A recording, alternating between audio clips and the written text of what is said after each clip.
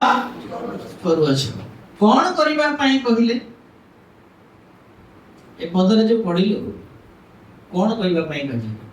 ଶୀଘ୍ର ବହୁତ ବର୍ଷ ହେଲା ଆପଣ ମାନେ ପ୍ରଭୋଜ ନଉଛନ୍ତି, ଖ୍ରୀଷ୍ଟିଆନ ହେଇଛନ୍ତି, କଣ ଉତ୍ତର? ମତେ ସ୍ମରଣ କରିବା ନିମନ୍ତେ ଏହା କର। ପ୍ରେଜ୍ ଦ ଲର୍ଡ। କଣ ତାଙ୍କର ସ୍ମରଣ କରିବାର ବିଷୟ ଅଛି କି? ଏମିତି କୋଉ ବିଷୟଟା ଅଛି ତାଙ୍କୁ ସ୍ମରଣ କରିବା ବିଷୟ? ଯେରେମିୟା 2:22 ନ ପଢିଲେ ଜାଣୁନୁ ଆମେ କଣ ଲେଖାଇଛି? ଶୀଘ୍ର ପ୍ରଭୁ ପ୍ରଭୁ ସଦାପ୍ରଭୁ କହନ୍ତି ଯଦ୍ୟପି ତୁମେ ଆପଣାକୁ ସୋରାରେ ଧୌତ କର, ଯଦ୍ୟପି ତୁମ୍ଭେ ଆପଣାକୁ ସରାରେ ଧୌତ କର, ଖାର ପକାଅ ଓ ବହୁତ ସାବୁନ ଲଗାଅ, ଦାମକିଆ ସାବୁନ ଲଗେଇକି ଘଷ, ତଥାପି ଆମ୍ଭ ଦୃଷ୍ଟିରେ ତୁମ୍ଭ ଅଧର୍ମ ଚିହ୍ନିତ ହୋଇ ରହିଅଛି। ତୁମ୍ଭର ଅଧର୍ମ ଦେଖା ଯାଉଛି। ଏଇ ଯୋଉ ଅଧର୍ମ ଥିଲା ପିତାଙ୍କ ନିକଟରେ ଦେଖା ଯାଉଥିଲା, ତେଣୁ କରି ଶୟତାନ ଅଭିଯୋଗ କରୁଥିଲା ଏମାନେ ଯେତେବେଳେ ପାପ କରୁଛନ୍ତି ସେମାନେ ତୁମର ସନ୍ତାନ ନୁହନ୍ତି, ଏମାନେ ମୋର ସନ୍ତାନ। ଯେଉଁମାନେ ଖ୍ରୀଷ୍ଟିଆନ ବୋଲାଉଥିବା ଲୋକମାନଙ୍କ ଜୀବନରେ ଯୋଉ ପାପ, ଆଉ ତାହା ବାଇବଲରେ ଲେଖା ହେଇଛି ଏପ୍ରିଲ 12:1 ସହଜରେ ବେଷ୍ଟନକାରୀ ପାପ। ଆଜି ଏ ସହଜରେ ବେଷ୍ଟନକାରୀ ପାପ ବିଷୟରେ ଟିକେ କହିବି, ଦୟାକରି ଧ୍ୟାନ ସହିତ ଶୁଣନ୍ତୁ। ଆଉ ସେଇ ପଦରୁ କହିବି ଯୋଉ ପଦରେ ପ୍ରଭୁ ଭୋଜ ଦିଆ ଯାଉଛି। ପଢିବା କି ଆମେ 29 ରୁ 32 ପର୍ଯ୍ୟନ୍ତ ପଢିବା। ସେଇ ଭିତରେ କଣ ଅଛି ସେ ବିଷୟରେ ଟିକେ ସହଜରେ ଖ୍ରୀଷ୍ଟିଆନ ମାନଙ୍କୁ କେମିତି ବେଷ୍ଟନ କରୁଛି ଶୁଣନ୍ତୁ। ହଁ, କାରଣ ଯେ ପ୍ରଭୁଙ୍କ ଶରୀରକୁ ବିଶେଷ ନ ମଣି ଭୋଜନ କରେ ଓ ପାନ କରେ। ବାସ୍ ଟିକେ ରହିଯାଅ। କଣ में ଲେଖା ଅଛି ଆଜ୍ଞା? ଯୋଉ ମେଜର ଅଂଶୀ ହେଉଛୁ, ଯୋଉ ଦାଗ ଆମମାନଙ୍କର ଥିଲା ପାପର ଦାଗ, ସେ ପାପର ଦାଗ ପିତାଙ୍କ ନିକଟରେ ଦେଖା ଯାଉଥିଲା। କେମିତି ଲିଭାଇ ହବ? ମନୁଷ୍ୟର ସବୁ ପ୍ରଚେଷ୍ଟା କାମ ଦେଲା ନାହିଁ, ଫେଲ। ତାର କୌଶଳ ଫେଲ, ତାର କର୍ମ ସବୁ ଫେଲ। ତେଣୁ କରି ଯୀଶୁ ଆମମାନଙ୍କ ନିମନ୍ତେ ଏ ଜଗତକୁ ଆସିଲେ, ଆଉ ସେଇ ପାପର ଦାଗକୁ ଲିଭାଇବା ପାଇଁ। ଜାଣିଛନ୍ତି ଏହା ଜନ୍ମଦିନରେ କୁହାଯାଏ ଯୀଶୁଙ୍କର ନାଭି ଥିଲା କି? ଆଜ୍ଞା ତାହେଲେ ମା ପେଟରେ କେମିତି ଥିଲେ? ବହୁତ ଦନ୍ଦ। ଯୀଶୁଙ୍କର ନାଭି ନଥିଲା। ପ୍ରେଜ୍ ଦ ଲର୍ଡ। ହାଲେଲୁୟା। କଣ ନଥିଲା? କାହିଁକି ନଥିଲା? କାରଣ ସେ ପବିତ୍ର ଆତ୍ମାଙ୍କ ଦ୍ୱାରା ଜନ୍ମ ଗ୍ରହଣ କରୁଛନ୍ତି, ପ୍ରଥମ ବିଷୟ। ଆଉ ଦ୍ୱିତୀୟ ବିଷୟ, ଯଦି ମରିୟମଙ୍କ ରକ୍ତରୁ ଯୀଶୁ ମଧ୍ୟ ଜନ୍ମ ଗ୍ରହଣ କରିଛନ୍ତି, ତାହେଲେ ଆଦମଙ୍କର ବଂଶଧର ଠାରୁ ଯେତେ ପିଢ଼ି ସମସ୍ତଙ୍କର DNA କରେକ୍ଟ ହେଇଛି। ବୁଝିଉଛି ତ? ତେଣୁ କରି ଯୀଶୁଙ୍କର DNA ରେ ନା ମରିୟମଙ୍କର ଥିଲା ନା ଯୋସେଫଙ୍କର ଥିଲା। କାର ଥିଲା? ସ୍ୱୟଂ ପରମେଶ୍ୱରଙ୍କର ଥିଲା। ପ୍ରେଜ୍ ଦ ଲର୍ଡ। ହାଲେଲୁୟା। ବୁଝିଉଛି? ତେଣୁ କରି ସେଇ ରକ୍ତ, ପ୍ରଥମ ପିତର 1:18 ଯେଣୁ ତୁମ୍ଭେମାନେ ଜାଣ ଯେ ତୁମ୍ଭମାନଙ୍କ ପୂର୍ବପୁରୁଷ ପିତୃପୁରୁଷଙ୍କ ଠାରୁ ପ୍ରାପ୍ତ ପରମ୍ପରାଗତ ନିରର୍ଥକ ଆଚାର ବ୍ୟବହାର, ଯେଉଁ ଆଚାର ବ୍ୟବହାର ପରମ୍ପରା ଥିଲା, ରୂପା କି ସୁନା ପରି କ୍ଷଣୀୟ ବସ୍ତୁ ଦ୍ୱାରା ମୁକ୍ତ ନ ହୋଇ ବରଂ ନିଖୁନ୍ତ ଓ ନିଷ୍କଳଙ୍କ ମେଷଶାବକ ସଦୃଶ୍ୟ ଈଶ୍ୱରଙ୍କର ବହୁମୂଲ୍ୟ ରକ୍ତରେ ମୁକ୍ତ ହୋଇଅଛ। କଣ ହେଇଅଛ? କି ରକ୍ତ ଆଜ୍ଞା? ଆଜ୍ଞା ଏମିତି ରକ୍ତ ପୃଥିବୀରେ କାହାର ନାହିଁ। ତେଣୁକରି ଯୀଶୁ ସ୍ୱୟଂ ଈଶ୍ୱର ହେଲେ ମଧ୍ୟ ମନୁଷ୍ୟ ରୂପ ଧାରଣ କରି ଏ ଜଗତକୁ ଆସିଲେ। ଆଉ ତାହାଙ୍କ ରକ୍ତ ଆମମାନଙ୍କୁ ମୁକ୍ତ କଲା। Praise the Lord. କାରଣ ମାନବ ଜାତିର ପ୍ରତ୍ୟେକଙ୍କର ରକ୍ତରେ କାହାର DNA ଅଛି? ଆଦମଙ୍କର DNA ଅଛି। ତେଣୁ ଶୟତାନ, ଏଟା ବହୁତ ରହସ୍ୟ କଥା, ଦେଖିଲା ପରମେଶ୍ୱର ଯୀଶୁ ଖ୍ରୀଷ୍ଟଙ୍କୁ ଆଦମଙ୍କ ବଂଶ ଠାରୁ ଆଣିବା ପାଇଁ ଚାହୁଁଛନ୍ତି ତ ଠିକ ଅଛି, हम भी जानते हैं ना। ତେଣୁ କଣ କରିଦେଲା, ଆଦମକୁ ଭୁଲାଇ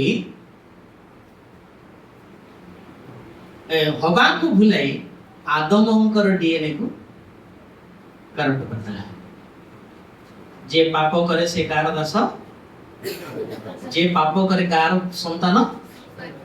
ଶୈତାନ। ତେଣୁ ପାପ କରେଇବାକୁ ଶିଖେଇଲା। ବୁଝିପାରିଲେ? ତେଣୁ ସେଇ ପାପରେ ଜନ୍ମ ହେଇଥିବା ପ୍ରତ୍ୟେକ ମାନବ ଜାତି ଭଳି ଯୀଶୁ ଜନ୍ମ ହେଇନାହାନ୍ତି। Praise the Lord. ସେ କେମିତି ଜନ୍ମ ହେଲେ? ସେଥିପାଇଁ କରନ୍ତୀୟ ଲେଖା ହେଇଛି, ତାହାଙ୍କର ପାପର ଲେଶ,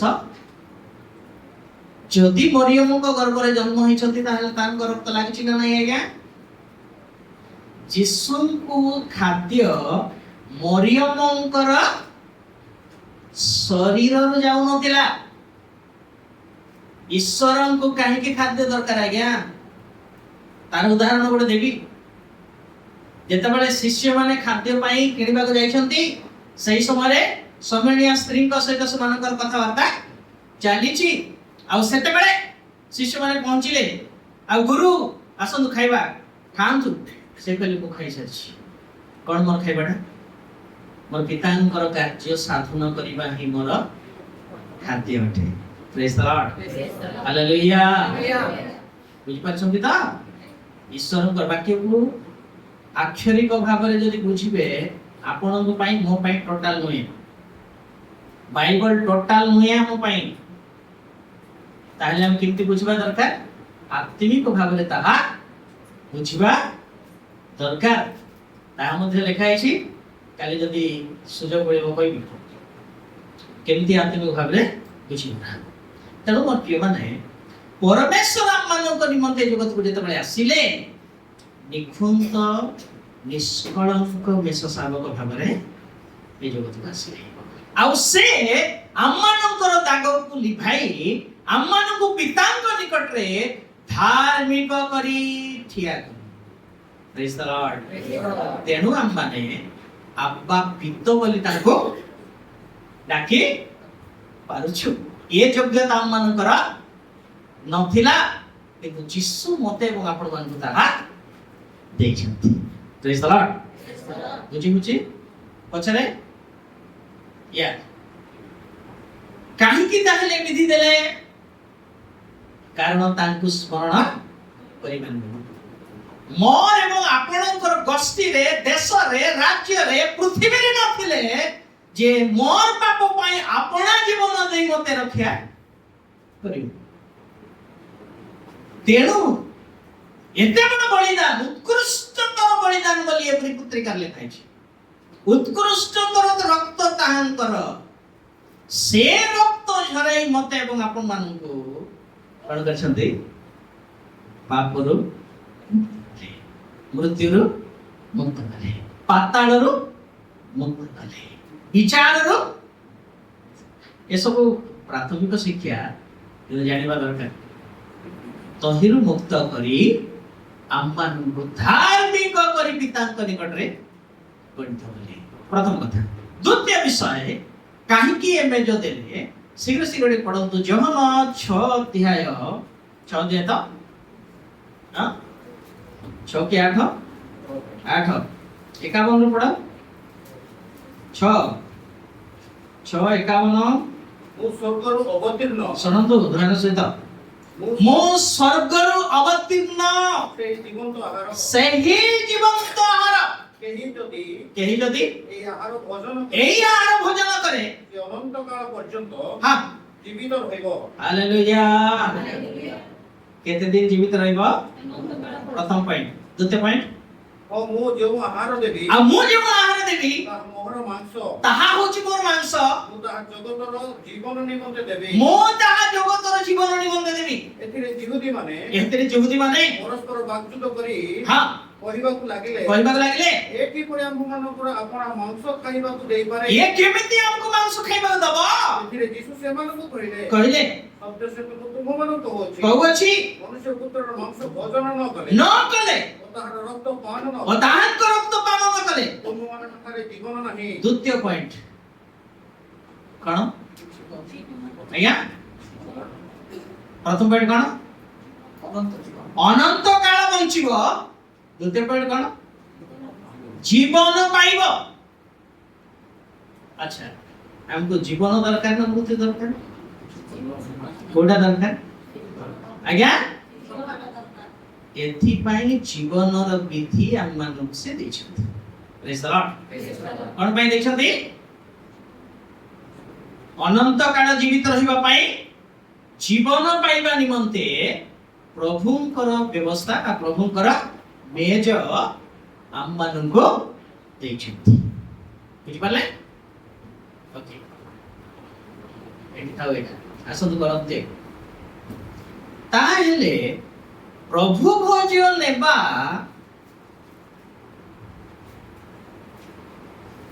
ଖ୍ରୀଷ୍ଟିଆନ ମାନଙ୍କର ଏକ ଧାରାବାହିକ ହେଇଯାଇଛି। କଣ ହେଇଯାଇଛି? ପରମ୍ପରା ହେଇଯାଇଛି। ଓକେ, ପଢିବା 38-50 କଣ ଲେଖାଯାଏ ସେଠି ପଢନ୍ତୁ। କାରଣ ସେ ପ୍ରଭୁଙ୍କ ଶରୀରକୁ ବିଶେଷ ନ ମଣି ପ୍ରଭୁଙ୍କ ଶରୀରକୁ ଏତେ ମୂଲ୍ୟବାନ, ଅନନ୍ତ କାଳ ଜଣେ ବଞ୍ଚି ପାରିବ, ଜୀବନ ପ୍ରାପ୍ତ ହେବ, ଏଇ ଭଳିଆ ପୁଣି ତାହାଙ୍କର ପ୍ରେମକୁ ସ୍ମରଣ କରିବା ନିମନ୍ତେ ଆମମାନଙ୍କୁ ଯୋଉ ବ୍ୟବସ୍ଥା ବା ବିଧି ଦେଲେ, ପ୍ରଭୁ ଭୋଜନ ବିଧି, ଏହାକୁ ଯଦି ବିଶେଷ ନ ମଣି ଭୋଜନ କରୁଅଛି ଓ ପାନ କରେ, ଓ ପାନ କରୁଅଛି, ସେ ଆପଣା ଦଣ୍ଡ ନିମନ୍ତେ ଭୋଜନ କରେ। କଣ ପାଇଁ ଭୋଜନ କରେ? ପ୍ରଭୁ ଭୋଜନ ହେଲେ ବି ଦଣ୍ଡ କି ଆଜ୍ଞା? ହଁ, କାହିଁକି ଖ୍ରୀଷ୍ଟିଆନ ମାନଙ୍କୁ ବଡ ବଡ ରୋଗ?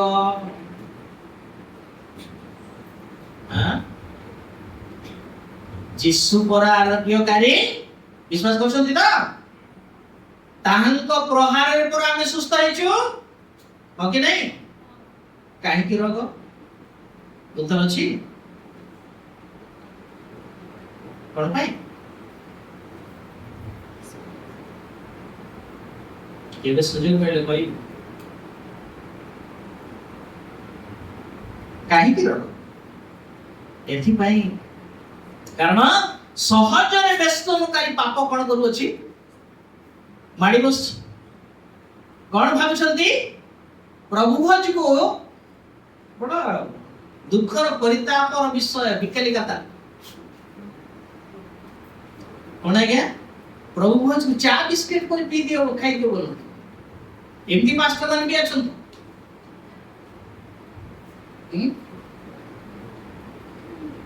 ଯିଏ କହୁଛି ତାକୁ ଶରମ ନାହିଁ, ଆଉ ଯିଏ ସେ ପ୍ରଭୁ ଭୋଜ ନଉଛି ତାକୁ ଲାଜ ନାହିଁ।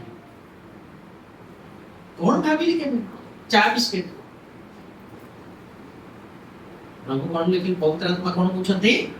ବିଶେଷ ନ ମଣି ଯଦି ତୁମେ ଗ୍ରହଣ କରୁଅଛ, ରୁଟି ଭୋଜନ କରୁଛ, ଆଉ ପାନ କରୁଅଛ, କଣ ପାଇଁ ନଉଛ? ପ୍ରଥମ ଦଣ୍ଡ ଏଇଟା ପଢନ୍ତୁ। ବିଶେଷ ନ ମଣିବାର କାରଣ କଣ? ତାର ବିପରୀତ ବା ତାର ସହକାରୀ ପଦ ଗୋଟେ ଦେଖନ୍ତୁ। ରୋମିଓ 13:2 ଧ୍ୟାନ ସହିତ ଶୁଣନ୍ତୁ। ଶୀଘ୍ର ଶୀଘ୍ର ଟିକେ ଅତଏବ ଯେ ଅଧିକାର ପ୍ରତିରୋଧ କରେ, ଶୁଣନ୍ତୁ। କଣ ଅତଏବ କଣ ଅଧିକାର, କଣ ପ୍ରତିରୋଧ କରୁଛି? ଅତଏବ ହଁ, ଯେ ଅଧିକାର ପ୍ରତିରୋଧ କରେ, ଯିଏ ଅଧିକାରକୁ ପ୍ରତିରୋଧ କରୁଛି ଶୁଣନ୍ତୁ ଧ୍ୟାନ ସହିତ କଣ ଅଧିକାର ଦେଇଥିଲେ ଅନନ୍ତ କାଳ ତମେ ଜୀବିତ ରହିବ ବୋଲି ଅଧିକାର ଦେଇଥିଲେ ଏ ମେଜର ଅଂଶୀ ହେବ ତାହେଲେ ଜୀବନ ପାଇବ ବୋଲି ଅଧିକାର ଦେଇଥିଲେ ତାହାକୁ ବିଶେଷ ନ ମଣି ଯେତେବେଳେ ଭଜନ କରୁଅଛ କଣ କରୁଛ ବୋଲି ଲେଖା ହେଇଛି ପ୍ରତିରୋଧ କରୁଅଛ ପ୍ରତିରୋଧ କରୁଅଛ ଅଧିକାରକୁ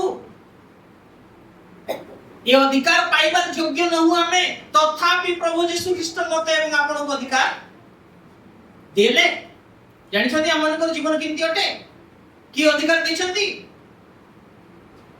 जी कल 13 शीघ्र जी कल 13 हमर जीवन देखो किंती जीवन को किंती करबे पुणी आंभर जो लोक माने मिथ्या कथा सुनंती आंभर लोक माने मिथ्या कथा सुनंती सेमानकु मिथ्या कथा कही बधर अयोग्य प्राण को बध करिबा पाई बधर अयोग्य प्राण को बध करिबा निमंते और बंचिबार अयोग्य प्राण को जीवित रखिबा पाई पॉइंट की प्राण हम मान कर बंचिबार अयोग्य पॉइंट मन रखंतु ए सब विषय क्रिश्चियन मान जानि नांती बोली कि प्रभु को निकट रे आसला बेले किमती आसंती भगवान कहबी काली किमती लेट न हो ट्रेन रे केतना जाइछन ट्रेन जाइछन तो कन्फर्म टिकट थाई कि 5 मिनिट लेट ही गला हाथ मारले रहिबो ट्रेन आज्ञा रेल बाईर व्यवस्था नीति नियम जदि एते कड़ा स्वर्गर नीति नियम केमती थिबो जो बलिया थिबो नहीं चढ़ाई देवा ये चढ़ाईबा वाला के ही सब जुबे नहीं लेकिन प्रथम जाए बुझिपारले विशेष न मणिबा लोक माने स्वर्ग को जिबे नहीं जीवन पुस्तक ना कटा है बस मानकर नाम लिभेई देबे भाबु तो नहीं मु क्रिश्चियन आ प्रभु मते आगो डाकिबे मु तो पास्टर आगो डाकिबे प्रभु कहबे हे अधर्माचारी माने मु तुम मान को जाने बुझबाले काहे के सब पता लेखा है समय सीमा निर्धारित विषय कौन पाई करछथि परमेश्वर खाली रे किसी जणा नहीं तो सेति पई करछथि बोली भाबछथि ना कोन 8:30 बोले 8:30 पहुंचबे आपणकर नीति नियम रे प्रभु चलंती नहीं मोर नीति नियम रे प्रभु चलंती नहीं स्वयं से विचार करता शासन प्रेज द लॉर्ड हालेलुया आपण आसिले आरंभ करिबु ए नीति छाडी दियंतु यीशु आगो पहुंचछंती जो जोटी काम करछंती आपण माने मालिक आगो जाउछंती ना आपण आगो जाउछंती आज्ञा जो समय कही से समय आप जाऊँगी ना 10 मिनट 5 मिनट लेट कर ले 15 मिनट लेट कर ले आधा घंटा लेट कर ले चढ़ो पसंद आज्ञा चलो कि कौन करेंगे 2-3 दिन देखिए आर दिन को कहबे आ तू केबे आसीबू कोन भावचंती परमेश्वर किछ करनांती चुप अछंती बोली कि मन इच्छा जीवन काटछंती विशेष मणिबार अछि नहले कोन करू अच्छा बोली हम सुनिलु अधिकार को अग्राह्य आ अधिकार को अग्राह्य करबा लोक माने दंड पाइबे एमती सेमती दंड नाही केमती दंड पाइबे लेविय 26 अध्याय 18 पद ठीक पढ़त एमती दंड देखत ଆଉ ଏହା ଲେଖା ଅଛି ଯେବେ हां ଆଉ 26:26 ର 18 ଆଉ ଏହା ହେଲେ हे आउ यहाँ हेले है जेबे तुमे माने आम वाक्य रे मनोयोग जेबे तुमे माने आम वाक्य रे मनोयोग न न करिवो तेबे हम माने तुम मानकर पाप सकासु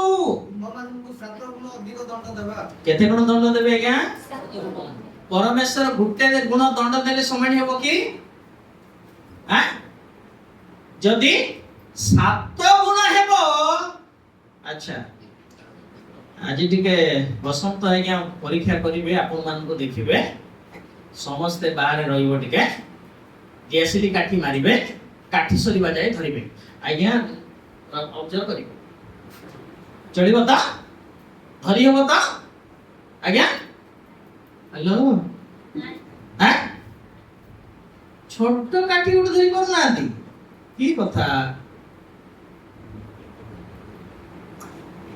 এটা 1% ର ବି ଦଣ୍ଡ ନୁହେଁ ତାହେଲେ ପାତାଳ ଅଗ୍ନିକୁଣ୍ଡ କେମିତି ହେଇଥିବ ମାଚିସ୍ କାଠି ଭଳିଆ ନିଆଁ ହେଇଥିବ କି କେମିତି ହେଇଥିବ ଭୟଙ୍କର ସେଠାରୁ ନିଆଁ କେବେ ଲିଭେ ନାହିଁ ସେଠାରୁ ପୋକ କେବେ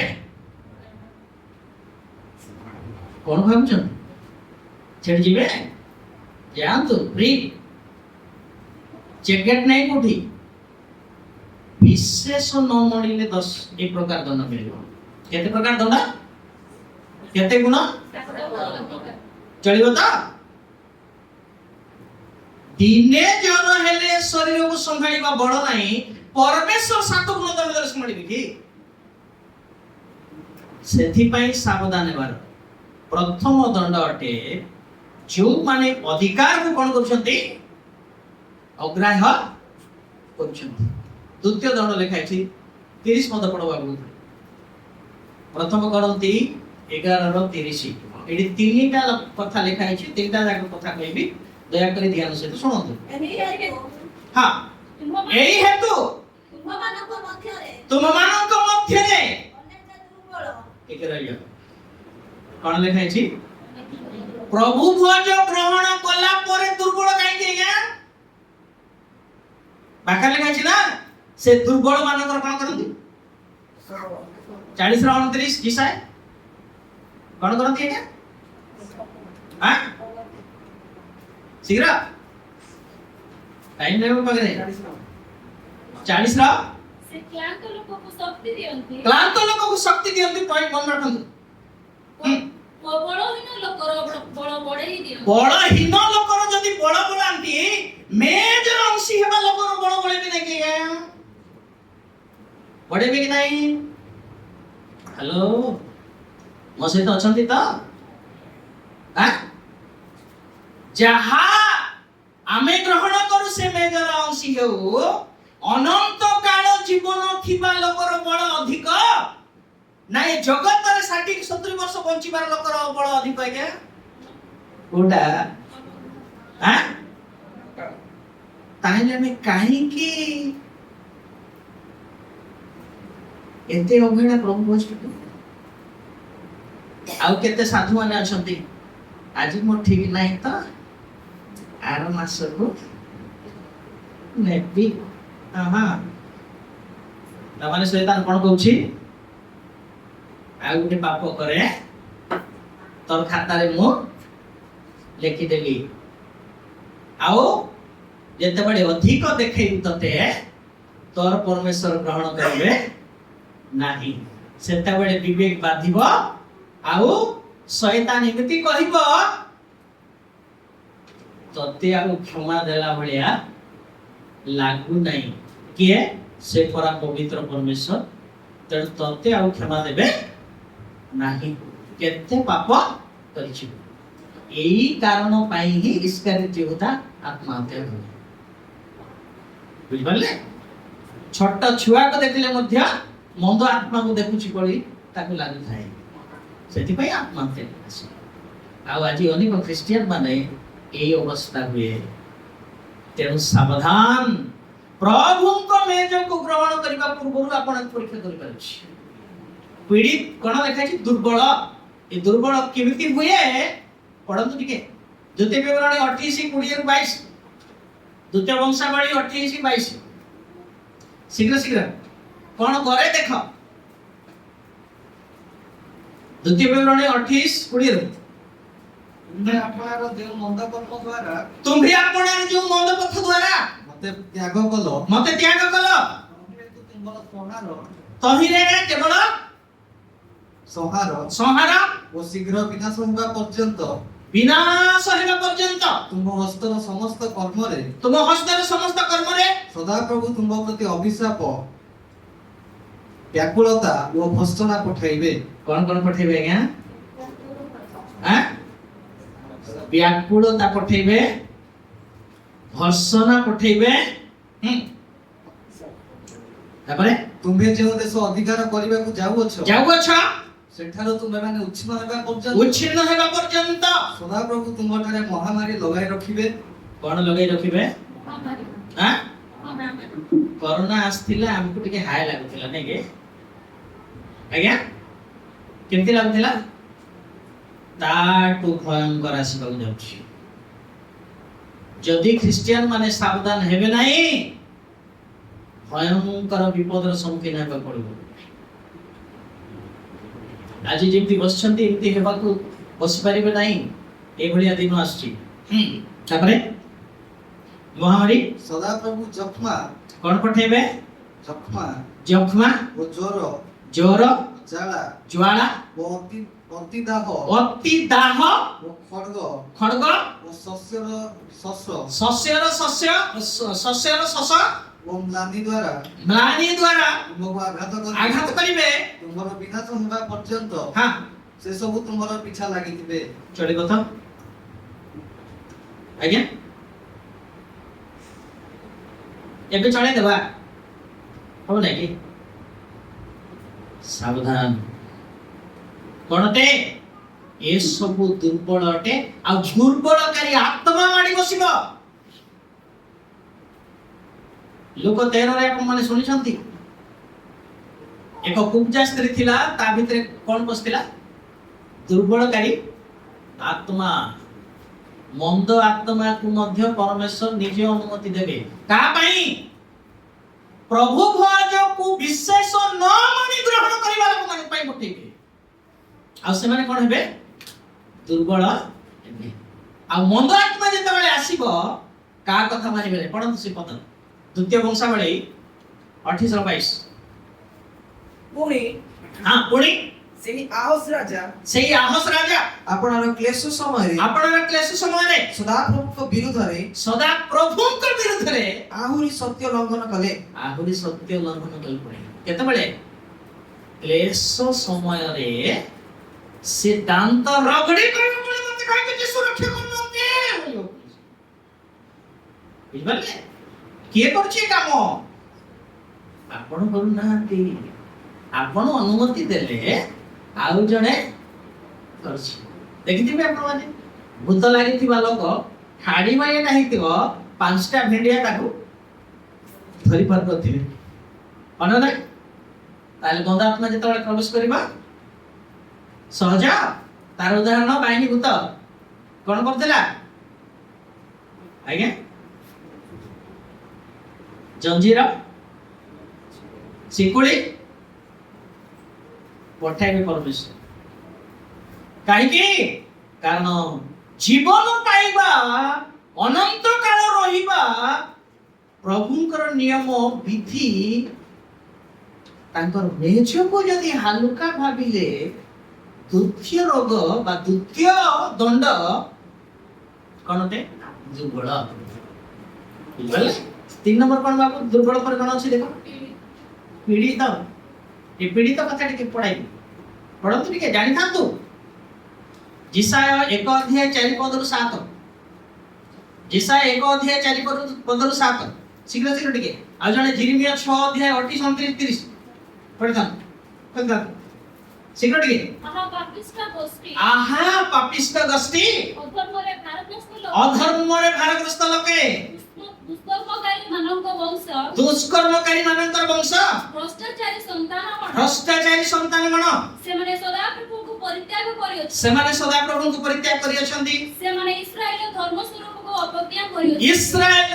स्वरूप को अवज्ञा करियछन्ति सेमाने विमुख होई पछकु चली जाय विमुख होई पछकु अरे कोन करबो आमे इच्छा पाइले जीवन होले नाही चर्च आमे इच्छा पाइले प्रार्थना करबो नल नाही आमे इच्छा हेले बाइबल पढबो नल नाही हे अधर्माचारी माने प्रभु कोन कहउछन्ति सुन हां पढ़ो ତୁମ୍ଭେମାନେ ଅଧିକ ଅଧିକ ବିଦ୍ରୋହାଚରଣ କରିବା ପାଇଁ अधिक अधिक विद्रोह आचरण करिबा पई କାହିଁକି ଆହୁରି ପ୍ରହାରିତ ହେବ काहे की आहुरी प्रभावित हबो ମସ୍ତକଜାତ ପୀଡ଼ିତ ଓ कोन ସବୁ ଜିନିଷ कोटा लिखिबो कोटा सुनछु हमें पीड़ित कोठु पीड़ित ମସ୍ତକ हां देखा जाऊ नहीं नहीं कि बाहर सब तो ठीक अछि ना आत्मिक जीवन को टिके देखंतु आमर दृष्टिकोण रु आमे निजको देखुछु बोली जणा पडु नाही ईश्वरଙ୍କ दृष्टिकोण रु टिके देखंतु निजको आमे क्यों अवस्था रे अछि मते एवं आपण का जे कथा कहछन केमती अछ बाबू बोलबटा ठिया है कि तो बड़ भाषण मारछ जे जीवनटा ठीक अछि ता सावधान अधिक पीड़ित तापरे ଓ ସମୁଦାୟ ହୃଦୟ ଦୁର୍ବଳ ହୋଇଅଛି कोन हिछि हृदय हां विश्वास नहीं भरोसा नहीं जीवन नहीं पवित्रता धार्मिकता सिद्धता तो छाड़ डिलीट दे सो नेक्स्ट ପାଦର ତଳଠାରୁ ମସ୍ତକ ଶୁଣନ୍ତୁ। ପର୍ଯ୍ୟନ୍ତ पादर तळ जाई कोठु ମସ୍ତକ मस्तक जाए କିଛି ସ୍ୱାସ୍ଥ୍ୟ ନାହିଁ किछि स्वास्थ्य नहीं पीड़ित କେବଳ କ୍ଷତି ପେଟ क्षत ଓ ଦାଗ दाग ଓ ପୂର୍ଣ୍ଣ ଘା पूज्यपूर्ण ପୂର୍ଣ୍ଣ ଘା पूज्यपूर्ण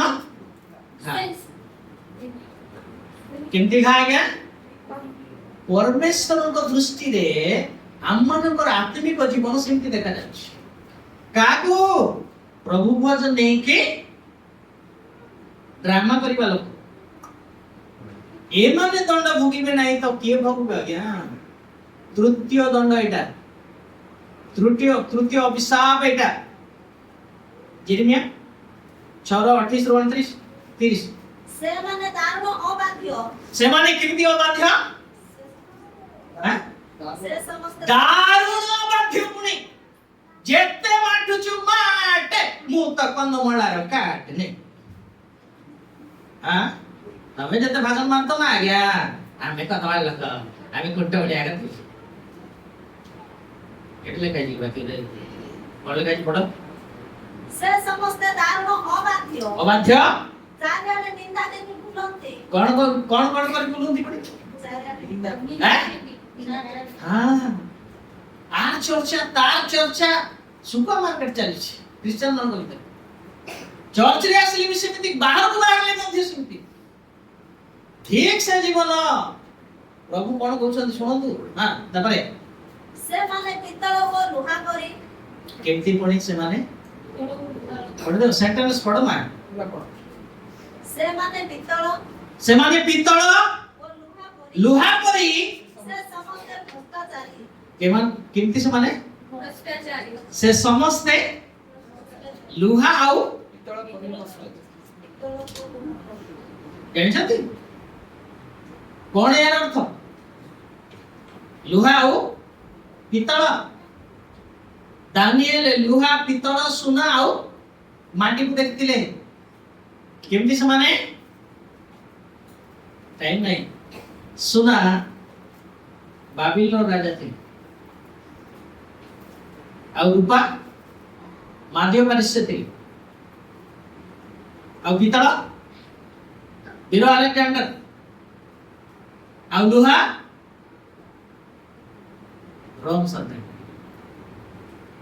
ଭୟଙ୍କର ଶତ୍ରୁ ଏମାନେ ଏମିତି ଛିଣ୍ଡେଇବେ ଏମିତି ଖାଇବେ ବିକଟାକାର ଶତ୍ରୁ ବିକଟାକାର ପଶୁ ବୋଲି ଲେଖା ହେଇଛି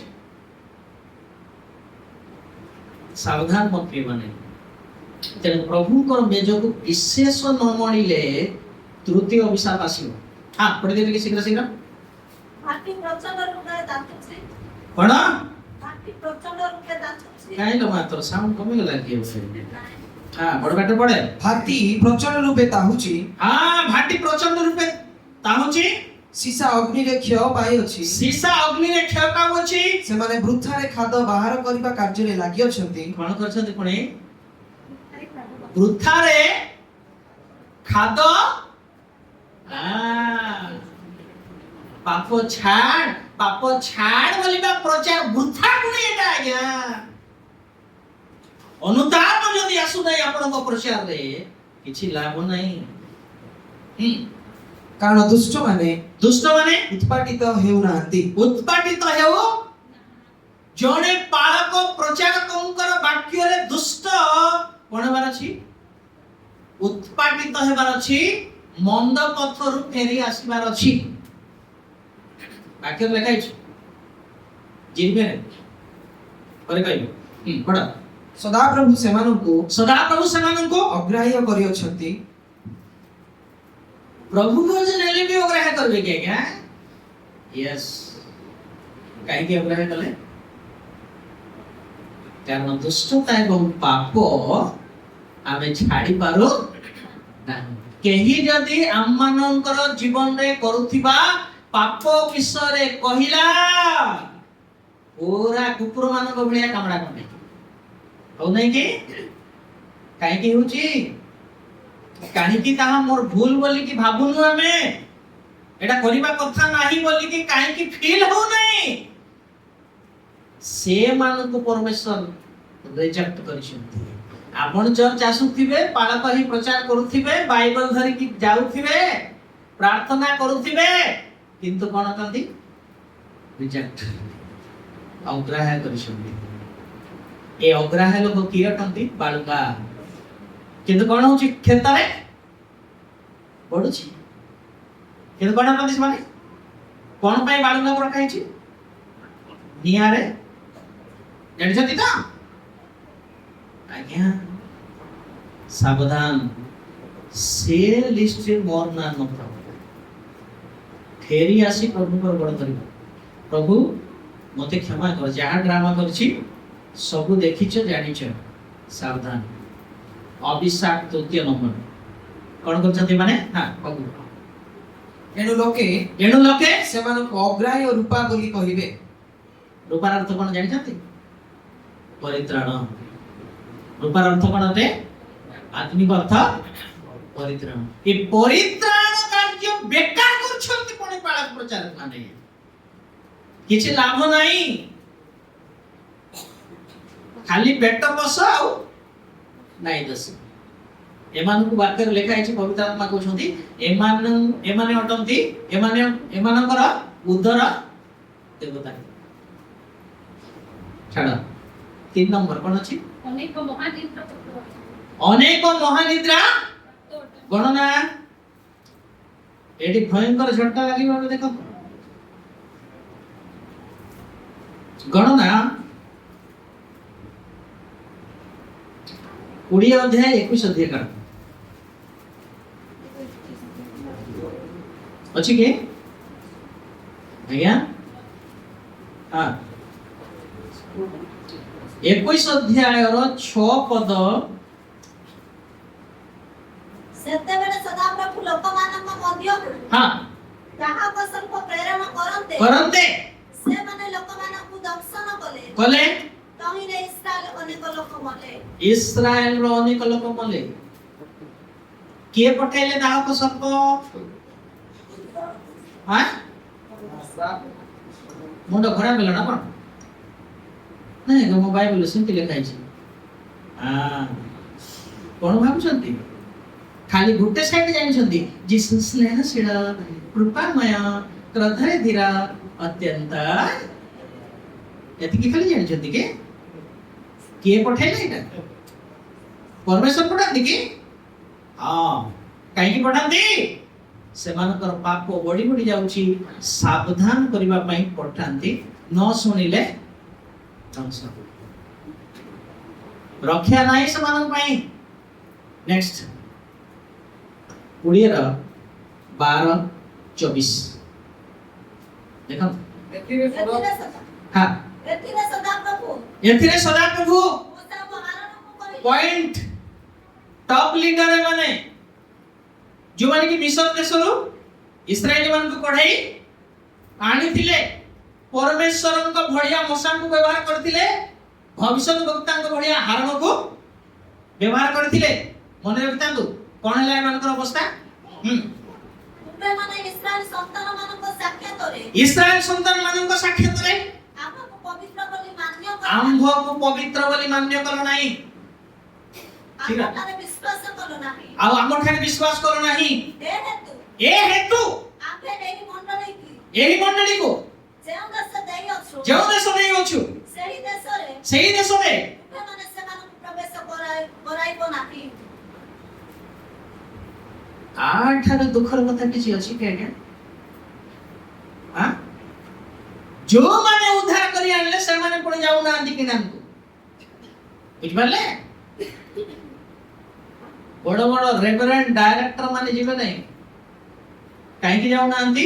କାରଣ ପରମେଶ୍ୱରଙ୍କୁ ପବିତ୍ର ବୋଲି ମାନ୍ୟତା ଦେଉନାହାନ୍ତି। ଆଉ ଭାବୁଛନ୍ତି ଆମେ ବଡ ଲିଡର, ଆମର ନା ଆଗରେ ଥିବ, ସେମାନେ ରିଜେକ୍ଟ ହେଇଥିବ। ଯିଏ ନିଜକୁ ନମ୍ର ନତ କରେ, ପ୍ରଭୁଙ୍କର ମେଜକୁ ପ୍ରିୟ ଜ୍ଞାନ କରେ, ତାହାକୁ ପ୍ରଥମ ରଖିବ। ପ୍ରେଜ୍ ଦ ଲର୍ଡ, ହାଲେଲୁୟା। 24 କାରଣ ଆପଣ ଲୋକମାନଙ୍କ ନିକଟରେ ସଂଗୃହୀତ ହେବ ବାସ୍ କିଏ ହବ?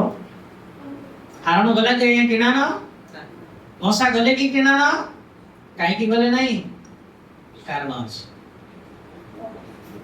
ଅନେକ ଖ୍ରୀଷ୍ଟିଆନ ପଟିଯିବେ ସ୍ୱର୍ଗରେ, ଅନେକ ପାଳକ ପ୍ରଚାର ପଟିଯିବେ ସ୍ୱର୍ଗରେ। ଏ ବାକ୍ୟ ଶିକ୍ଷା ଦେଉନାହାନ୍ତି କେହି। ଯୋଉଟା ଆମର ଦେହକୁ ମାନିଲା ଭଳିଆ ସହିଲା ଭଳିଆ ବାକ୍ୟ ଚାଲିଛି, ତାହେଲେ ଏଇ ବାକ୍ୟର ଭ୍ୟାଲୁ ନାହିଁ ନା କଣ? ଏଇ ବାକ୍ୟ କାମ ଦବ ନାହିଁ ବୋଲଛନ୍ତି ନା କଣ? ପ୍ରିୟମାନେ, ପରମେଶ୍ୱରଙ୍କ ମେଜକୁ ଯେଉଁମାନେ ବିଶେଷ ମଣିବେ ନାହିଁ, ସେମାନଙ୍କୁ ଚତୁର୍ଥ ଦଣ୍ଡ ହେଇବେ। ପଞ୍ଚମ ଦଣ୍ଡ କଣ? 31 ପଦ। କିନ୍ତୁ ଯଦି ଆମେମାନେ ଆପଣ ଆପଣାର ଯଦି ବିଚାର କରିଥାନ୍ତୁ, ତେବେ ବିଚାରିତ ହେଉନଥାନ୍ତୁ। ତାହେଲେ କଣ ହେଇନଥାନ୍ତୁ ଆଜ୍ଞା? ବିଚାରିତ ଆଜ୍ଞା ବିଚାରିତ। ପରମେଶ୍ୱର ବିଚାର କରୁଛନ୍ତି କାହାକୁ? ଦେଖନ୍ତୁ ଟିକେ ପ୍ରକାଶିତ ବାକ୍ୟ 2 ଅଧ୍ୟାୟ 5 ପଦ, 3 ଅଧ୍ୟାୟ 2-3 ପଦ, ହୋଶେୟ 13 ଅଧ୍ୟାୟ 7 ଏବଂ 8 ପଦ। ଶୀଘ୍ର ଶୀଘ୍ର ପଢ, 3 ଜଣ 3ଟା କାଢ। ଏଣୁ କେଉଁଠାରୁ ତୁମର ପତନ ହୋଇଛି, କେଉଁଠାରୁ ତୁମର ପତନ ହେଲା ତାହା ସ୍ମରଣ କରି ତାହା ମନେ ପକାଅ, ମନ ପରିବର୍ତ୍ତନ ମନ ପରିବର୍ତ୍ତନ କର, ଆଦ୍ୟ କର୍ମ ସବୁ କର, ଆଦ୍ୟ କର୍ମ ସବୁ କର। ନହେଲେ ଯେବେ ମନ ପରିବର୍ତ୍ତନ ନ କର ତେବେ ଆମ୍ଭେ ତୁମ ନିକଟକୁ ଆସି ଆମ୍ଭେ ତୁମ ନିକଟକୁ ଆସି ତୁମର ପ୍ରଦୀପ ସ୍ୱସ୍ଥାନରୁ ଘୁଞ୍ଚାଇ ଦେବୁ। ତୁମର ପ୍ରଦୀପ କଣ କରିବୁ? ହ୍ୟାଲୋ, କଣ ଲେଖା ଅଛି ଆଜ୍ଞା? ତୁମର ପ୍ରଦୀପ ଚଳିବ ତ? ଏବେ ଚଳେଇଦେବା ଆଜ୍ଞା, ଚଳେଇଲେ ହବନି କି? ଆପଣଙ୍କର ଯାହା ଟିକେ ଟିକେ ଧୂପ ଧୂପ ଆତ୍ମିକ ଜୀବନ ଜଳୁଛି, ପରମେଶ୍ୱର ତାକୁ ଘୁଞ୍ଚେଇ ଦେବେ, ଲିଭାଇ ଦେବେ। କାହିଁକି? କାରଣ ପରମେଶ୍ୱରଙ୍କର ମେଜକୁ ବିଶେଷ ମଣିଲା ନାହିଁ। କଣ ଭାବୁଛନ୍ତି? ଯେମିତି ହେଲେ ଚଢେଇ ଦେବା, ଆମର ପରମେଶ୍ୱର ଚଢେଇ ଦେବେ ବୋଲି ଭାବୁଛନ୍ତି? କୋଉ ମଣ୍ଡଳୀ କହୁଛନ୍ତି ଏଟା? ଏପିସି ଭଳି ମଣ୍ଡଳୀକୁ କହୁଛନ୍ତି। ମଣ୍ଡଳୀ ପରିବର୍ତ୍ତନ ହେବାର ଅଛି। ବିଜାତୀୟ କଥା ଛାଡ, ଆଗ ପରେ ସେଇଟା କୋଉଟା ପରିବର୍ତ୍ତନ ଦରକାର? ଏପିସି ମଣ୍ଡଳୀ। ଯେତେବେଳେ ତୁମେ ବ୍ୟକ୍ତିଗତ ଭାବରେ ପ୍ରଭୁଙ୍କୁ ଗ୍ରହଣ କଲ, ସେଇ ଦିନର ଜୀବନ ଶୈଳୀ ଆଉ ଆଜି ଖ୍ରୀଷ୍ଟିଆନ ଜୀବନ କାଟୁଛ, ଠିକ ଅଛି କି? ସମାନ ଅଛି କି? ସମର୍ପଣ ଅଛି କି? ଉଦ୍ଯୋଗ ଅଛି କି? ଅନୁତାପ ଅଛି କି? ନାଇଁ, ସବୁ କଣ ହେଇଯାଇଛି? ଲେଖି ଯାଇଛି। ସେଥିପାଇଁ କହୁଛନ୍ତି ମନ ପରିବର୍ତ୍ତନ କରିବେ, ନହେଲେ କଣ କରିବୁ ଆମେ? ତମେ ଯୋଉ ଜାଗା ମାଡ଼ି ବସିନା, ତାକୁ କାଢି ଆଉ ଜଣକୁ ଆଣିକି ଆମେ କଲମୀ କରିବୁ। ପ୍ରେଜ୍ ଦ ଲର୍ଡ, ହାଲେଲୁୟା। କଣ ଭାବୁଛନ୍ତି? ମତେ ପରମେଶ୍ୱର ଘୁଞ୍ଚେଇବେ ନାହିଁ, ଛାଡ଼ିବେ ନାହିଁ ବୋଲି ଭାବୁଛନ୍ତି କି କଣ? ଏପିସି ଭଳି ମଣ୍ଡଳୀ ସବୁ କର୍ମ କରୁଥିଲା, ତାକୁ ଯଦି ଏ କଥା ୱାର୍ନିଂ ଦିଆହେଇଛି, ବିଚାର ହେବ ତର। ଏବେ 7 ଦିନ ପଢ, ଜାଗ୍ରତ ହୁଅ। କଣ ହୁଅ? କଣ ହୁଅ?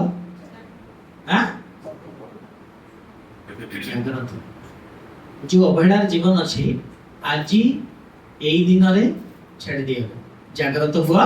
ପୁଣି ଲୁପ୍ତ ପ୍ରାୟ ଅବଶିଷ୍ଟ ବିଷୟ ସବୁ ଲୁପ୍ତ ପ୍ରାୟ ଅବଶିଷ୍ଟ विषय सबु सबल कर कौन कर आधुनिक जीवन रे कोन केउ विषय लुप्त हेउची परित्राण लुप्त हेलानी विश्वास लुप्त हेलानी पवित्रता लुप्त हेलानी धार्मिकता लुप्त हेलानी तुमको जना पडु नाही नम्रता लुप्त हेलानी केही जदि अनुजोग करिवे दांत कोणमड रडा के जीवन ये तो क्रिश्चियन जीवन भावुछथि कोना कोन सावधान कोन करो सबल कर हां ईश्वर सब सबल कर सबल कर एई वाक्य सुनि कि सबल हेबार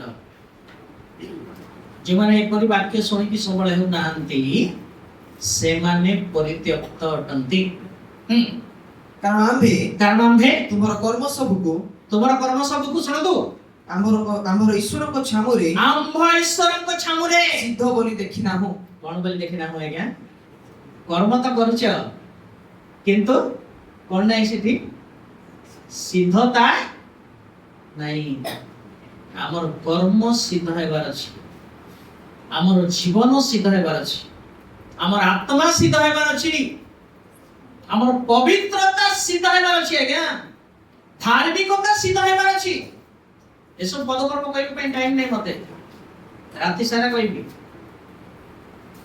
हमको नेजो हमसे हेबार अछि तेणु सिद्धता गुरुपटे तुमर कर्म आमे सिद्ध एई दृष्टिकोण को देखंतु निजको मते এবং आपन प्रभु जी कथा कहछन हां तापरे 3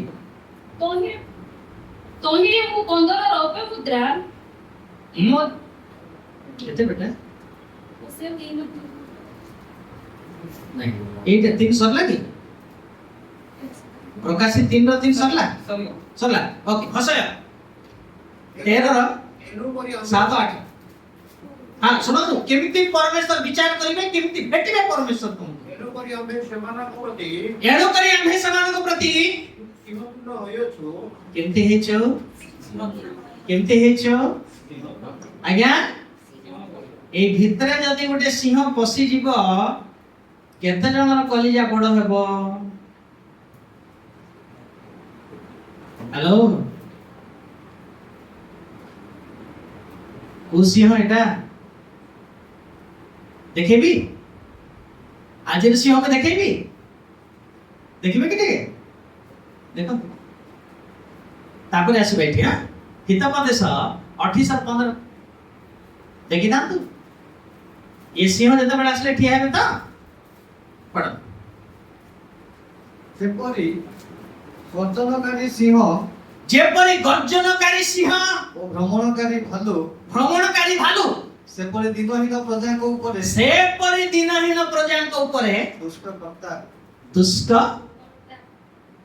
दुष्ट कर्ता माने मंडली भितर प्रवेश करिवे आमे क्रिश्चियन बोली कहिबे तो आमे चर्च जाउछु बोली कहिबे तो तमको आमे एटी समाधि देबु नाही बोली कि जागा देबु नाही बोली कहिबे से समय ठिया हेबे तो ख्रीष्टन को अस्वीकार कर नली तते काटी देबी कहला बळे ठिया हेबे तो आज्ञा ये सिंह माने आज प्रवेश करिवे मंडली रे हां सेठी जिबा जे हसय आम्भे चित्ताभाग परि पथ पार्श्वरे छकी बसिबा केमिति बसिबा चित्ताभाग परि आमे पथ मध्य रे छकी बसिबा पथ पार्श्वरे हां आम्भे छुआ हरा भालू परि सेमानकु हाबुडीबा ओ सेमानकर हृदय कोष विदीर्ण करदेबा आ सिंह न्याय आम्भे सेकारे आ सिंह न्याय सेमानकु हां सेमानकु ग्रास करिबा अन्य पशु सेमानकु विदीर्ण करिवो परमेश्वर हाबडंतु आपनको ना आपण एवं मु जाई परमेश्वर भेटिबार अछि हेलो कोडा भेटिले भलो हो परमेश्वर एमिति भेटंतु ना आमे जाई के आगो समाधान करले भलो कोडा भलो आज्ञा हां एमिति परमेश्वर भेटिबे विचार एमिति हबो चढ़िबो त एबे चढ़ंतु ना सावधान प्रभु को मेजर अभिशाप और कारण न हो। लास्ट दीटा शीघ्र शीघ्र 32 आउ जगत सहित जेपरि दंडांग प्राप्त न हो जगत सहित जेमिति दंड न पाओ एथि निमंते प्रभु को द्वारा विचारित होई एथि निमंते प्रभु को द्वारा विचारित होई आम्भे माने शास्ति भोग करू आम्भे माने शास्ति भोग करतो छ। सुनतु जगत को केमिति विनाश आसिला विचार आसिला देखिबा टिके शीघ्र शीघ्र टिके पढिबे। रोमियो 5 अध्याय 16 पद प्रथम अंश 18 पद प्रथम अंश आदि पुस्तक 3 अध्याय 14 रु 19 पद आउ जणे पाप करिबारु सुनतु जेपरि फल हेला जेपरि फल हेला एही दानर फल सेपरि नुहे एही दानर फल सेपरि नुहे कारण जनक हेतु जो विचार सेतिर फल दंडांग्य हेला कोन हेला आज्ञा एदन उद्यान रे आदम होबा को रखिले रहिले कि आगे काई के रहिले ने ताको में इनपर करा हितेला ता काली कहबे एदन उद्यान रा कथा कोन पई रखिले नै परमेश्वर से कारण स्वेच्छा पाप करबो। नेक्स्ट 18 प्रथम अंश पुणी पापर मुक्त होई धार्मिकतार दास होई अछि तलबुली तुम मानक मानवीय दुर्बलता हेतु मु मनुष्य भाबरे कहू अछि तुमे माने जेपरि अधर्म निमंते आपण आपण अंग प्रत्यंग को असुचिता केते पढछु बाबू 5 रो 18 तो अतएव जनक अपराधर फल स्वरूपे कौन आसिला आदम बा भूल कले मनुष्य जाति ऊपर दंड आगे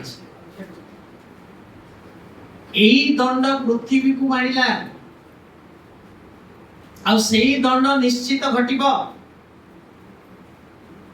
आ कोन हला आदम होबा को तड़ी देली साप को भी दंड आसिला हवा को भी दंड आसिला आदम को मध्य दंड आसिला घरे पढत से पद एप्री 10 अध्याय 26 27 28 29 शीघ्र ठीक एप्री 10 कारण सत्य ज्ञान लाभ कला परे जदि आम्भे माने स्वेच्छापूर्वक पाप करि खाओ केमती करू छि पाप आमर इच्छा हेले प्रभु कर मेजर अंश हो नले नाही के कोन करबो स्वेच्छापूर्वक हां तेबे पापार्थ को बड़ी आउ अवशिष्ट न थाए कोन अछि बोले खाइ छि थरे मात्र यीशु आसिले एबे कोन पई आसीबे विचार एवं दंड निमित्त आसीबे हां बरम विचारर एक प्रकार भयंकर प्रतीक्षा तो विपक्ष मानकु ग्रासकारी अभिर विपद्य के लोक को विपक्ष मानकु एक प्रकार ग्रासकारी अग्निर प्रचंडता अवशिष्ट थाए। अच्छा पानी रे पुडी करबाटा सहज ना निया रे पुडी करबाटा सहज कोटा सहज है क्या हेलो नहंक समय पानी रे समस्त बुड़ी के मले सेही मरण सहज थिला ना एबे पृथ्वी निया रे पुडीबो एटा सहज हो हाथ आडू निया लागिबो ना गोड़ आडू निया लागिबो ना पिठी आडू निया लागिबो ना मुंडो आडू लागिबो के जाने चली बता सावधान सत्य ज्ञान लाभ कला परे आउतरी घुसरी बढिया से कादो रे जदी जीवा परमेश्वर छाड़बे नै कोन लेखा छै तळम पढन केही मसांक व्यवस्था को अमान्य करले मसांक व्यवस्था को जदी अमान्य करबा द्वारा से दया प्राप्त हैला नाही दुई किंबा तीन जन साक्षी को द्वारा प्रमाण रे हत हुए तेबे भाबी देखो जे ईश्वर पुत्र को पद दलित करी अछि याडा देखो समझते प्रभुंकर मेज ग्रहण करी पाप करिबा लोक माने यीशु को पुणी पद दलित करूचंती बुझि पाले जो माने अवहेला रे प्रभुंकर मेज रंसी ହେଉଛନ୍ତି। କାମଖ୍ୟାଳି ଭାବରେ ପ୍ରଭୁଙ୍କର ମେଜର ଅଂଶୀ ହେଉଛନ୍ତି ସେମାନେ ଯୀଶୁଙ୍କୁ ପାଦ ତଳେ ରଖୁଛନ୍ତି। ପୁଣି ଆମର ଇଚ୍ଛା ହେଲେ ନେବୁ, ନହେଲେ ନାଇଁ। କଣ କରିବ ଲେଖାଇଛି ପ୍ରଭୁ ଦେଖ। ନିୟମର ଯେଉଁ ରକ୍ତ ଦ୍ୱାରା ନିୟମର ଯେଉଁ ରକ୍ତ ଦ୍ୱାରା ସେ ପବିତ୍ରୀକୃତ ହୋଇଥିଲା, କଣ ହେଇଥିଲା? ପବିତ୍ରୀକୃତ ହେଇଥିଲା। ତାହାକୁ ସାମାନ୍ୟ ବିଷୟ ବୋଲି ମନେ କରିଅଛି। କଣ ବୋଲି ମନେ କରିଛି? ସାମାନ୍ୟ ବିଷୟ। ହାଁ? ଚା ବିସ୍କେଟ ଠିକ। ସାବଧାନ, ପ୍ରଭୁଙ୍କ ମେଜର ଅଂଶୀ ହେଲା ବେଳେ ଅତି ସତର୍କ ଦରକାର, ନହେଲେ ଏସବୁ ଦଣ୍ଡ ଆପଣଙ୍କ ଉପରେ ମୋ ଉପରେ। ଏହା ନ ଆସୁ ବୋଲିକି ଅନୁତାପ କରି ଗୋଡ଼ ଧରି ଖେଦଯୁକ୍ତ ହୃଦୟରେ ଅଶ୍ରୁଭରା ନୟନରେ ପ୍ରଭୁଙ୍କ ମେଜର ଅଂଶୀ ବାଢୁଛି। ପ୍ରଭୁ ଯାହା ଯାହା ମୁଁ ଭୁଲ କରିଅଛି ଆଜି ହିଁ ମତେ କ୍ଷମା କରି ପରିଷ୍କାର କର, ନହେଲେ ଏ ସବୁ ଦଣ୍ଡ ଆପଣଙ୍କ ଉପରେ, ଆପଣଙ୍କର ବଂଶରେ ଲାଗିବ। ସେଟା ଚତୁର୍ଥ ପୁରୁଷ ପର୍ଯ୍ୟନ୍ତ। କଣ ଭାବୁଛନ୍ତି? ବେକାର ବେକାର କେସ୍ ହେବ, ବେକାର ବେକାର ଆକ୍ସିଡେଣ୍ଟ ମର୍ଡର ହେବ, ଅଯଥାରେ ଆପଣଙ୍କର ପଇସା ହଡପ, କେହି କିଛି ଜାଣିବେ ନାହିଁ। ଏମିତି ଦିନ ଆସୁଛି। ସାବଧାନ ହେଇଯାନ୍ତୁ। ପ୍ରଭୁଙ୍କ ମେଜର ଅଂଶୀ 7 ପ୍ରକାର ଅଭିଶାପ ଅଛି। ନେକ୍ସଟ ତଳକୁ।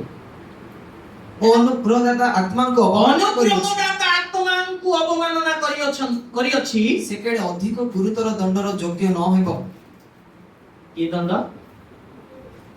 ଶୁଣିଲେ ତ? ଆଉ ଗୋଟେ ପଢେଇବି, ଆଉ ଶେଷ କରିବି।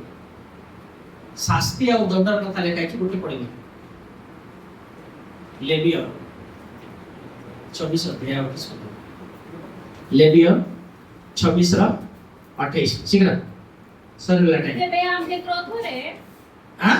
ତେବେ ଆମ୍ଭେ କ୍ରୋଧରେ ତୁମମାନଙ୍କର ପ୍ରତିକୂଳାଚରଣ କରିବା। ଆମ୍ଭେ ମଧ୍ୟ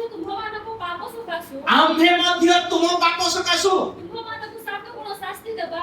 କେତେ ଗୁଣ ଶାସ୍ତି ଦେବେ ଆଜ୍ଞା? ହାଁ? 7 ଗୁଣ ଦଣ୍ଡ, 7 ଗୁଣ ଚଳେଇବା ତ? ଚଳାନ୍ତୁ ଏବେ। ସାବଧାନ, ଆଜି ସୁଯୋଗ ଅଛି।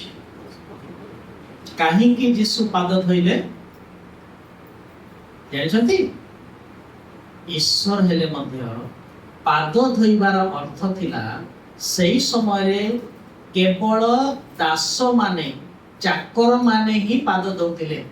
ମାଲିକ ପାଦ ଧୋଇ ନାହିଁ। କିନ୍ତୁ ଯୀଶୁ ମାଲିକ ହେଇକି ମଧ୍ୟ କଣ କଲେ? ପାଦ ଧୋଇଲେ। ଅର୍ଥାৎ ନିଜକୁ ନମ୍ର, ନତ, ଚୂର୍ଣ୍ଣ କଲେ।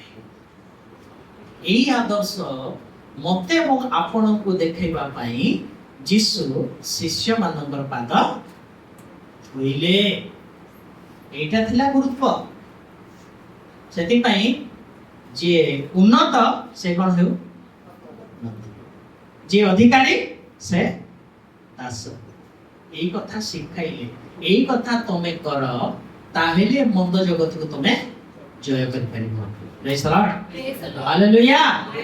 ତେଣୁ ମୋର ପ୍ରିୟମାନେ, ପ୍ରଭୁଙ୍କ ପବିତ୍ର ମେଜର ଅଂଶୀ ଯେତେବେଳେ ହେଉଛୁ, ନିଜକୁ କଣ କରିବାର ଅଛି?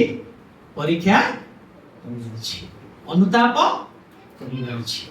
ଆଉ ଗୋଟେ କଥା କହିବି ଶେଷ ଭାବରେ, ପ୍ରଭୁଙ୍କ ମେଜର ଯେତେବେଳେ ଅଂଶୀ ହେଉଛୁ, ଉମାଇରେ ସୁନାକୁ ପକା ହଉଛି। କଣ ହେବ ଆଜ୍ଞା? ସୁନାଟା କଳା ହେଇଯିବ। ଆଜ୍ଞା କଣ ହେବ? ଯେତିକି ଖାଦ ଥିଲା ସବୁ ନଷ୍ଟ ହେଇଯିବ, ଆଉ ସୁନାଟା ଚମକିବ। ଯେତେ ଥର ପ୍ରଭୁ ଭୋଜନ ହଉଛୁ, ଆମର ଆତ୍ମିକ ଜୀବନ ଚମକିବା ଦରକାର। ଖ୍ରୀଷ୍ଟୀୟ ଜୀବନ ସୁନା ପରି ଜୀବନ, ହୀରା ପରି। କେତେ ଜଣଙ୍କର ଜୀବନ ଜଳୁଛି ପ୍ରଭୁଙ୍କର ମେଜର ନେଲା ପରେ? ସେମିତି ଚର୍ଚ୍ଚରେ ଭୂତ, ବାହାରକୁ ବାହାରିଲେ ଭୂତ। ଘରେ ଦେଖ ଝଗଡା, ପରସ୍ପର ଭିତରେ ଝଗଡା, ମୁହଁଟା ଏଡେ ବଡ ଫୁଲିଥିବ, କିଏ କାହା ସହିତ କଥାବାର୍ତ୍ତା ନାହିଁ। ନା ପ୍ରଭୁଙ୍କର ବେଜର ଅଂଶ ହେଉଛି ନିଜକୁ ପରିଷ୍କାର କରିବା ନିମନ୍ତେ ସୁନା ପରି ଚମକିବା ନିମନ୍ତେ। ଆସନ୍ତୁ ଗୋଟେ ମିନିଟ୍ ସମସ୍ତେ ପ୍ରଭୁଙ୍କ ଚରଣ ତଳେ ସମର୍ପିତ ହେବା, କହିବା ପ୍ରଭୁ ତାଙ୍କ ପାଖରେ ଆଶୀର୍ବାଦ